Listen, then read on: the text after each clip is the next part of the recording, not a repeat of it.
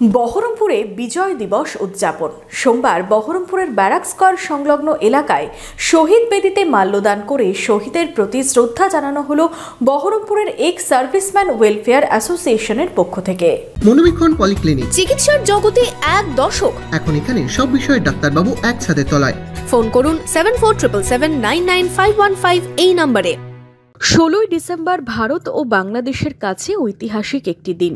এই দিনটিতেই ভারত ও বাংলাদেশে বিজয় দিবস হিসেবে পালিত হয়। এই দিনে পাকিস্তানকে 1971-এর যুদ্ধে পরাজিত করে বিজয় লাভ করে ভারত এবং জন্ম হয় বাংলাদেশের। সারা দেশের পাশাপাশি বহরমপুরেও পালিত হল বিজয় দিবস। সোমবার বহরমপুরের ব্যারাক স্কয়ার সংলগ্ন এলাকায় শহীদ বেদিতে মাল্যদান করে শহীদের প্রতি শ্রদ্ধা জানানো হল বহরমপুরের এক্স সার্ভিসম্যান ওয়েলফেয়ার অ্যাসোসিয়েশনের পক্ষ থেকে।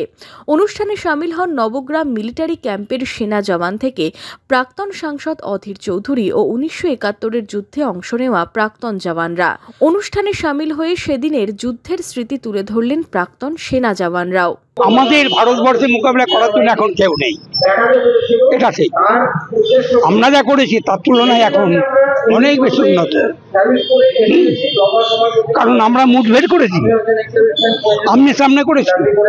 আমার সামনে জোয়ান মারা গিয়েছে, আমার একজন কমান্ডেন্ট মারা গেছে, 8 জন জোয়ান মারা গিয়েছে 71 এবং 71 গিয়েছে, আর 65-তেও গিয়েছে। 65-তে 3 বর্ডারে ছিলাম, যুদ্ধে যাওয়ার পরে, আর 71 সব থেকে মারাত্মক হয়েছিল। এদিন র্যালির মাধ্যমে শুরু হয় অনুষ্ঠান।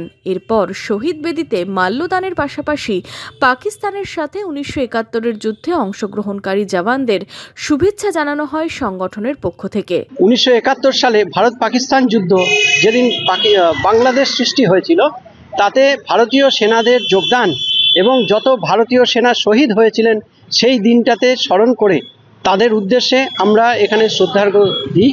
আমরাই বাংলাদেশকে সৃষ্টি করেছি, ভারতবর্ষের সাহায্য না করলে আজ বাংলাদেশ সৃষ্টি হতো না, সেটা ওরা ভুলে গেছে।